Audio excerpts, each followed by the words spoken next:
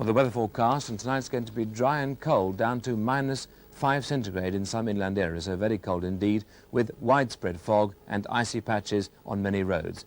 Tomorrow will be dry, the fog will clear slowly to give some sunshine. The temperature will reach 5 degrees centigrade, the wind will stay a light southeasterly.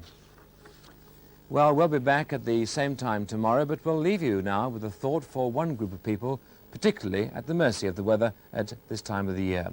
The 3 lighthouse keepers at the Needles off the Isle of Wight have been on duty all over Christmas, but at least they've had some Christmas cheer, as Richard Vaughan reports. The men of the Needles Light may be apart from their families over Christmas, but they're certainly not forgotten. Some 60 yachts escorted the Yarmouth lifeboat on its traditional mission, bearing Christmas gifts. It's the only lighthouse on the south coast that can still be reached only by boat. The hampers came courtesy of the Lymington Yacht Club. Inside, Christmas cakes and puddings, mince pies, and more. Countless bottles of liquid refreshment, from wine to whiskey. The men say supplies are holding up well. 2 out of 3 don't drink. There's no word of the third. Next, the crew will celebrate New Year together. Relief is still a fortnight away.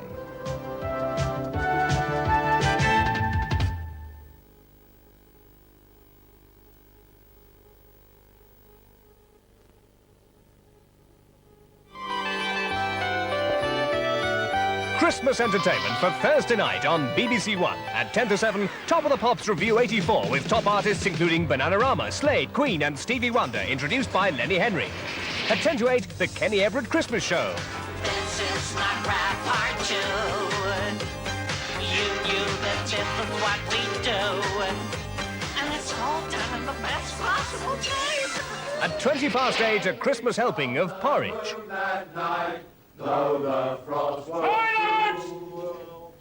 when a Scotsman came inside, That'll do, Fletcher. At 9, Miss Marple continues her investigation into the body in the library. But what is being done about this missing schoolgirl? It's not my department, I'm afraid. That would be local. I'm county. At 10:10, Review of the Year 1984. A look back at the trends and events of the past 12 months with Frank Boff and Selina Scott. At 11:30, golf, the One Club Challenge. And that's Thursday night on BBC1. And now on BBC1, a special edition of Tomorrow's World, a trip into the world of illusion where anything can happen. Now you see it.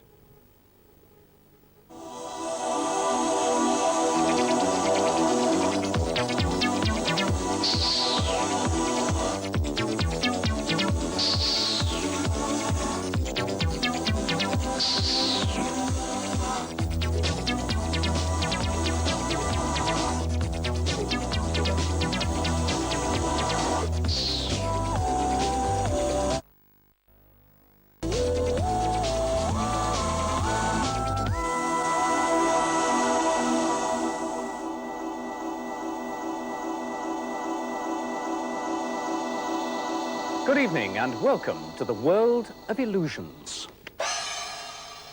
In the next 30 minutes, we'll have a trick or two up our sleeves as we connect illusion with science. New scientific ideas that rely on illusions and some illusions that rely on science. Your magic. And there's more to this show than meets the eye. To make his act so convincing, the good magician relies on sleight of hand and false clues to distract his audience. And it's not only magicians who are so fascinated by the way that the brain tries to make sense of specific clues. So are psychologists who have devised perception tests like these. Now, those random splodges rapidly take on a more familiar shape. And you may already have seen this well-known portrait. It is, of course, of 2 ladies. Most people spot the old lady first, but look again, because looking over her shoulder is her granddaughter. Now, when it's up to our brains to decide what we see, as in this case, you have the basis for a psychological test, and we'll be looking at some new ones later on. Artists have often used their skills to baffle us. Escher's watercourse runs so convincingly uphill.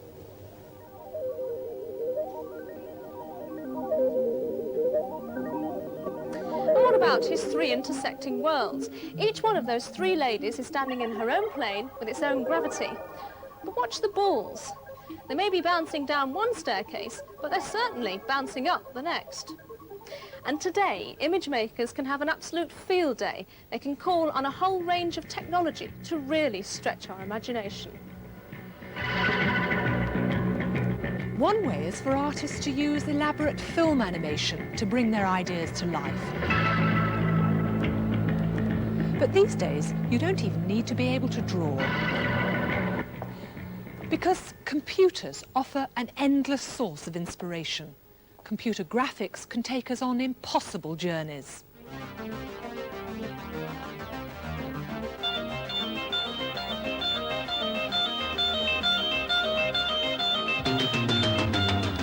But let's begin tonight by entering the world of scientific illusion that for most of us still seems like magic. The wonder of holograms is their ability to create, out of thin air, apparently solid objects.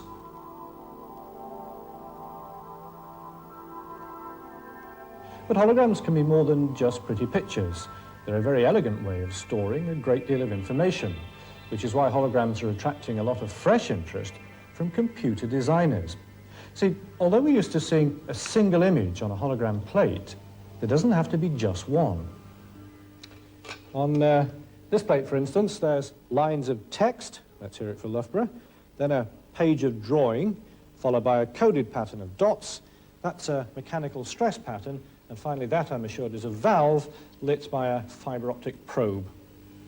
But the really interesting thing about this is that if I reduce the area through which you can see any of these images, the image still exists, seemingly large as life.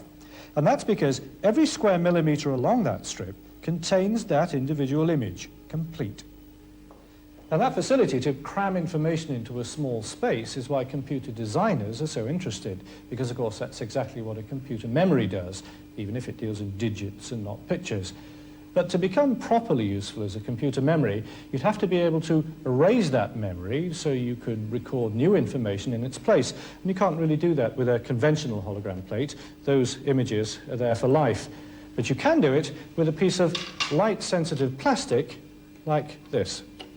That's a hologram of a tangerine there. Let's assume you want to get rid of it. And to do that, you momentarily melt the plastic by passing a small electric current across it.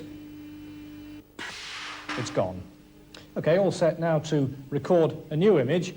It's a mince pie.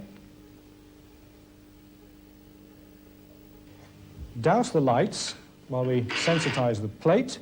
Quick flash of laser light. The plate is developed automatically. Now we should be there. And just to prove that that really is a hologram, I shall now eat the real mince pie and leave you to look at the hologram.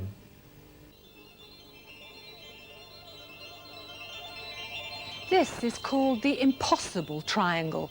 Until recently, it's only appeared as a baffling two-dimensional drawing, but it is now a solid object. The apparently flat sides are in fact carefully calculated curves, and only the mathematical power of a computer linked to a cutting tool was able to achieve the shape.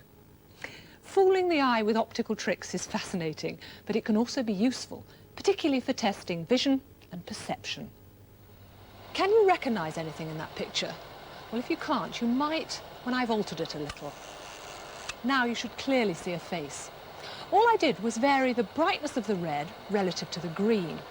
In the original setting, the red and green were actually the same brightness. And it turns out that with patches of just colour information, it's difficult for the brain to interpret a scene. It needs brightness as well to work it out. And that phenomenon is the basis of two new eye tests from Bristol University, now possible using the graphics capabilities of a microcomputer. The first is a far more precise colour test than these traditional cards, where you have to try and pick out a number, like that 7 from the background. And it's more precise because it gives more than a straight pass or fail. Now, to understand it, look at this red letter E on a yellow background. Now, the aim of the test is to adjust the brightness of the red to find the point where it's exactly the same brightness as the yellow, but that's Very, very difficult to do, simply because they are different colours. The way round it is to alternate the two colours, but do be careful when you're watching this if you're sensitive to flashing lights. I'm going to, first of all, alternate it at quite a slow speed, but as the speed gathers, when it is flashing at about 25 times a second, the two colours merge. You're no longer aware of two different colours, although they are still there, and you can prove that by either blinking at the screen or doing this while you watch. But you can still see flickering, and that's due to a difference in brightness between those two colours. So by altering the brightness of the red, when the E seems to stop flickering, it must mean it's the same brightness as the yellow. Right. I think we've got to go slightly down the scale there. It's just about to stop for me on 167. So that reading is an accurate measurement of my sensitivity to red, but it's probably different for your eyes and for your television set at home. So I'll go up the scale a little, and then I'll go down it, and somewhere between those readings it should have stopped flickering for you, so that you can see the principle of the test. And you can do exactly the same for green colour blindness. And with this kind of accuracy, it means that it's extremely useful for early diagnosis of diseases that affect colour vision, like diabetes. The second test, using computer graphics, goes deeper than any conventional eye test. It tests perception. Take a scene like this, for example. How does the brain instantly perceive what's here? Because most objects are already familiar, you don't need to see a whole object to work out what it is. Your subconscious fills in the rest, because it is very unlikely that the other half doesn't exist. Except, perhaps, on tomorrow's world. The key word is symmetry. There are hardly any objects that aren't symmetrical in one way or another. So the brain can make shortcuts to identify them. A test to measure that perception would be very useful after concussion, for example, when you might have perfect vision but feel dazed, meaning your perception could be affected. This test, using symmetrical patterns, will measure perception accurately so that any improvement or deterioration can be monitored. Patterns of dots will be flashed up on the screen, and you have to instantly say if you think there's any symmetry. And because the colours used are the same brightness, your eye is not drawn to particular patches, so you're left to recognise symmetry by judging the whole group. Right, let's have a go at a few of these sets of dots, and I and you will just say immediately after a set appears whether we think there's symmetry. Yes. Good, I got that right. No. Well, I've got two right. See how you get on.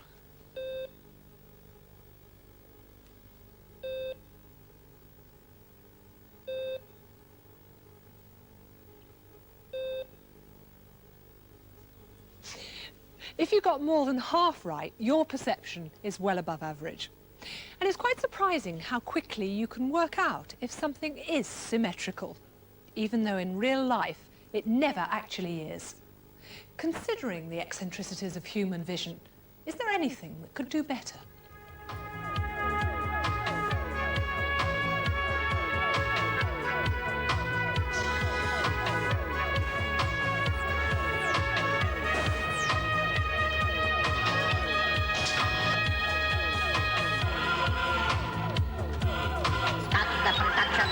Running well.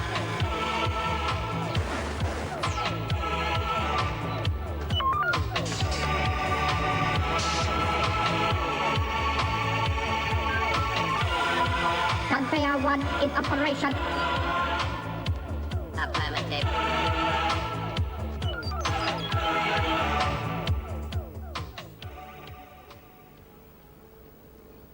The dream of a fully automated workshop where the robots and androids have taken over is something that many people fear to wake up to in the future. Mind you, they're not really as clever as that yet. This one, for instance, look at him. He's as blind as a bat.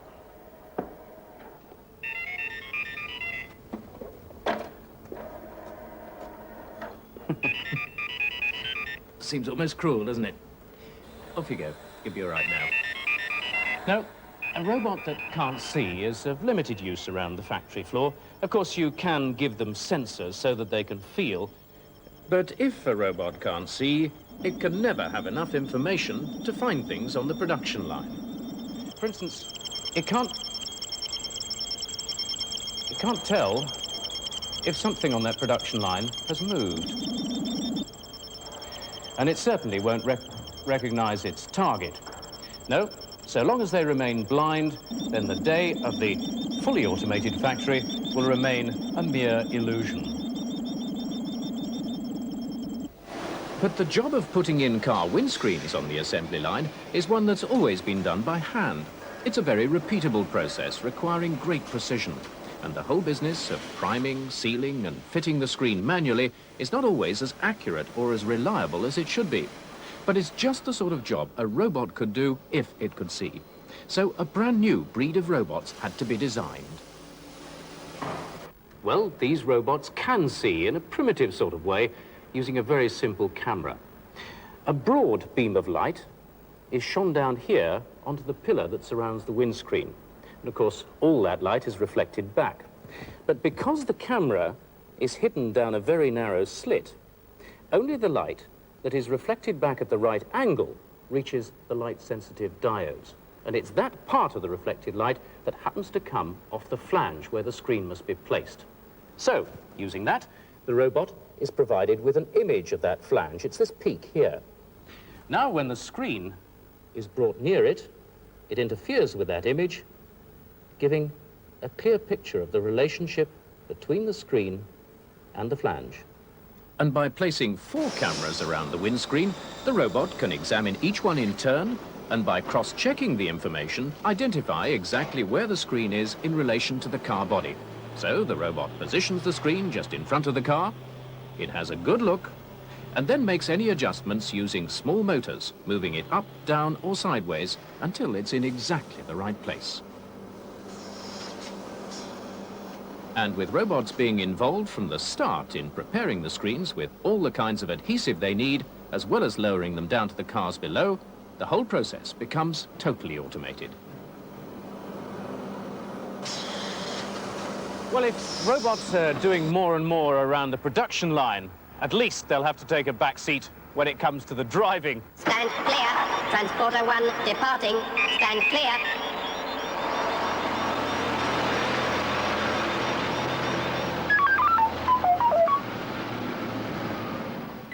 Go get him, Peter. Now, did you know we spent £100 million this Christmas helping our friends create the illusion that they don't smell like plain old Judith, Peter or Maggie, but instead like Pierre Cardin and Yves Saint Laurent. But the real masters of olfactory illusion aren't the famous names, but the perfumers who make the smells that go into lavatory cleaner, shampoo, washing powder, the products for the mundane side of our life. I mean, you can't put 20 quid's worth of exotic spices into a 29p bar of soap, but a bit of exotic chemistry will turn turpentine or North Sea oil into roses, lemon, sandalwood, anything you want. And they're getting better and better at it. This liquid is a mixture of 17 chemicals, and with names like 2,3,5-trimethylpyrazine and ethyl maltol, I wasn't the least bit surprised to learn that some of them come from coal tar. But I was very surprised to find that together they smell just like, well, don't take my word for it. Chocolate or cocoa? Oh dear. It's chocolatey almost. I think it smells like chocolate. Dead right, and pretty good when you consider that none of the chemicals in here have ever been near a cocoa bean. That test doesn't always work, though. Have a look at one lady's response to that same chocolate smell. I think it's a nail varnish. Well, it's not nail varnish. Think instead of... cleanser, a cleanser. Not really. And that's apparently one of the standard tricks our noses play on us. We don't smell the same things in the same way. And no one can explain why it happens.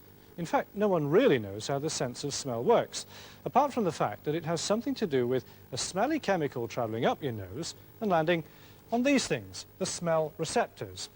You've got about 10 million of them up your nose, and they're easily conned. By creating chemicals that stimulate the right receptors in the right way, Smell researchers can make a person think he's smelling almost anything. But what the smell chemist would really like to do is to work a double con, to find chemicals that stop certain receptors from working and prevent us from smelling nasty things like the cat litter or the rubbish bin. Mind you, cat litter smells positively heavenly beside this stuff. It's a mixture called PU5. It's quite disgusting, and what we wanted to discover was whether the chemist could produce an antidote that would block the smell receptors and stop you from smelling the PU5. They said they could, and the poor old public tried it out. First, the ghastly PU5. Oh, it's horrible. Now a good dose of the anti-smell. It's weaker. It is disappearing as you go on. No, it's still horrible. You're a brave man to go in so close. No, it's not. No, it's gone now. You're either getting rid of the smell, Kieran. Does it take time to work? The conclusion we were forced to draw was that it sort of works for some people, which, say the developers, is what they find. Unfortunately for them, fooling the nose isn't easy, because if we don't all smell the same way, how can we be expected not to smell the same things? Well, nevertheless, it'll soon be turning up in cat litter and deodorizers.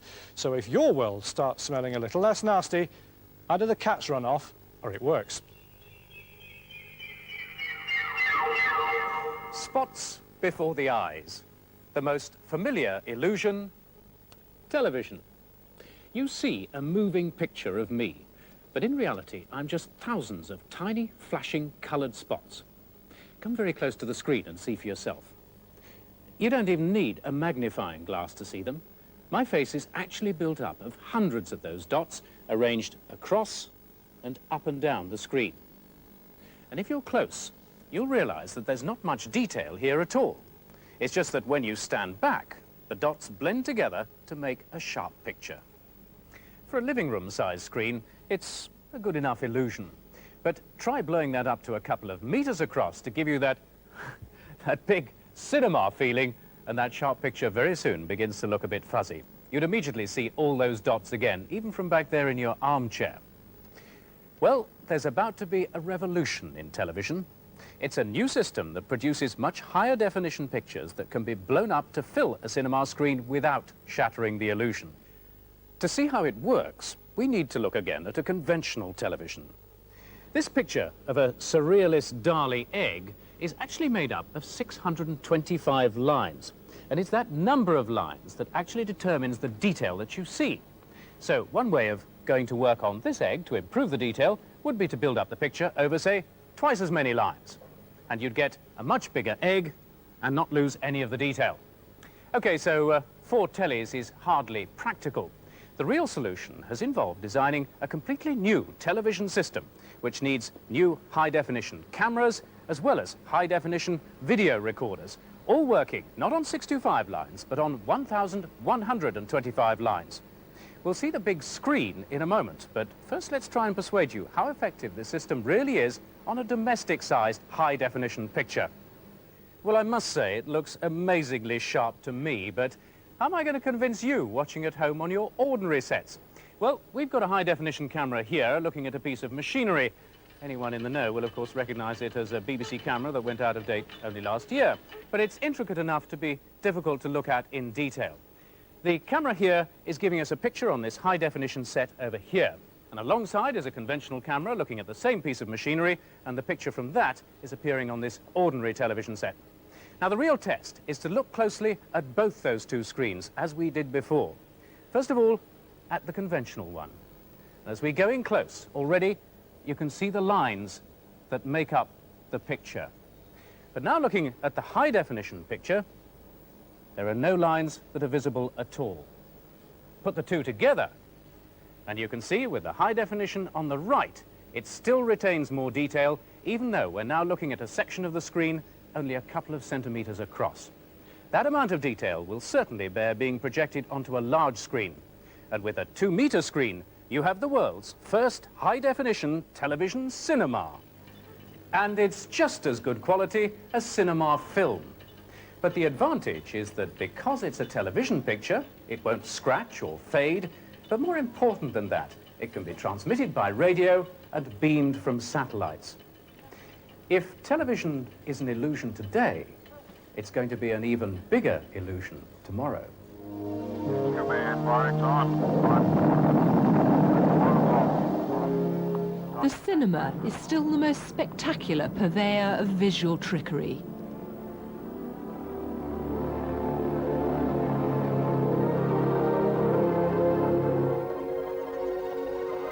These scenes were made by combining a lot of individual components on one piece of film.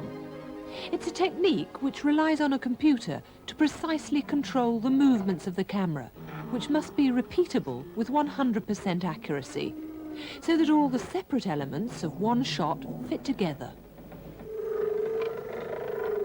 This satellite will be part of a shot for a feature film called 2084, a deceptively simple shot of a satellite orbiting a planet that actually took 3 days to shoot. It was done like this. First, the satellite is shot on its own using colour film. The camera moves slowly towards and under the model, making the satellite appear to be flying towards us and out of the picture. Putting the background planet on is a two-stage process.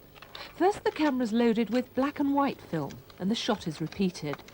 Only this time the model is backlit to produce the silhouette, because what they're making is a matte or mask, which will exactly match the movement of the satellite on the colour film. Then the planet is added. For the planet's surface, they use actual NASA satellite pictures projected onto a curved screen. And this time the camera's loaded with two strips of film. The undeveloped colour film of the satellite, and in front of it the black and white mask. The mask exactly covers the satellite to stop the planet from being superimposed over it. So we're ready to shoot. Again, the camera's driven through exactly the same movements as before, while at the same time the projectors are slowly turned by the computer to give the planet an appearance of rotation. In this print of the finished film, the final shot may only make a brief appearance, but without the sophistication of this computer control system, the satellite would look a lot more like the 3-foot model it actually is.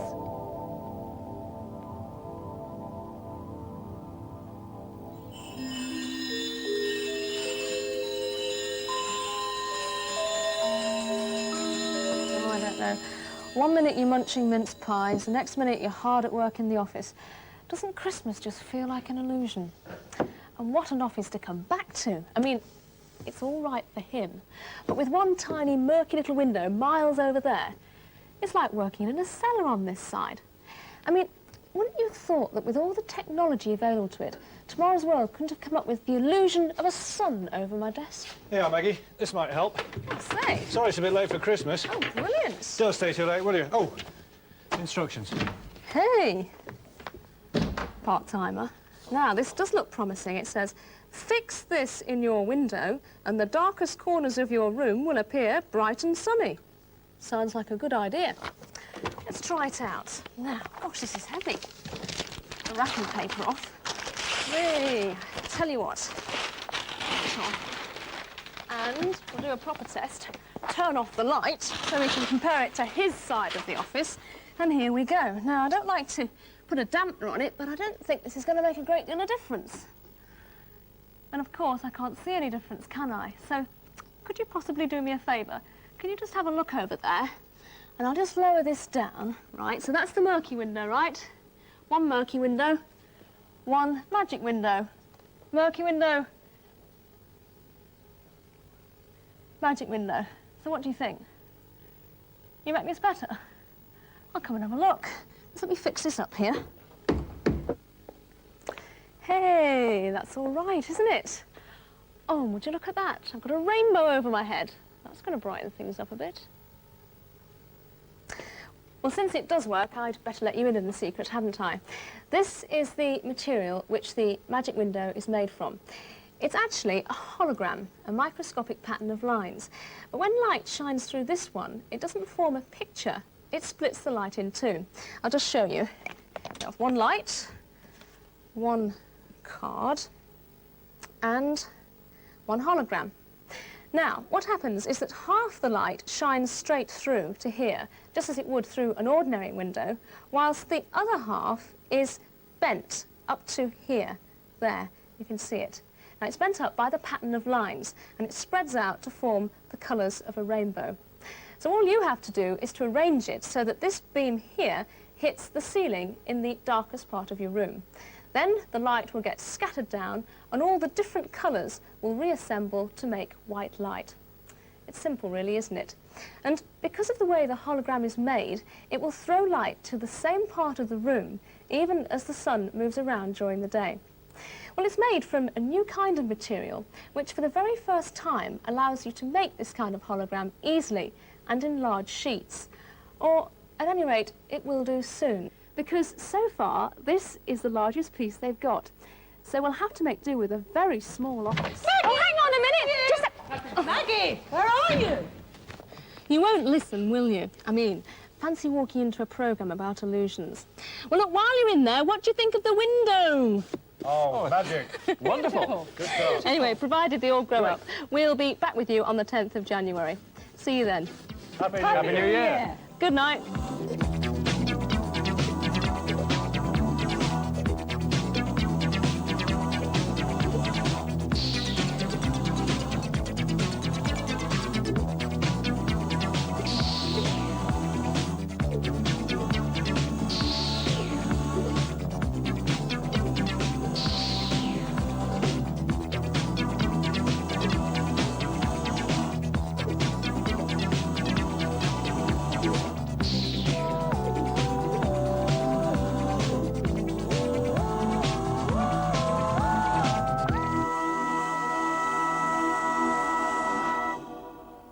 There are two Tomorrow's World books available, one looking into the future of computing and the other on the topical subject of food, the way it's processed and presented. On Wednesday on BBC1, The Galactic Garden, a spectacular adventure set amongst the wildlife of a garden, starring Andrew Sachs and Sarah Neville.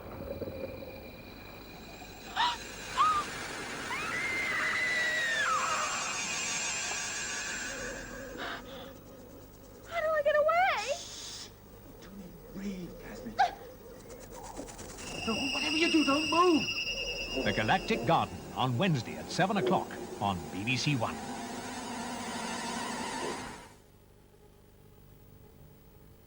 Cuddly Kenny Everett's very own Christmas show promises to come up with a few surprises in an hour.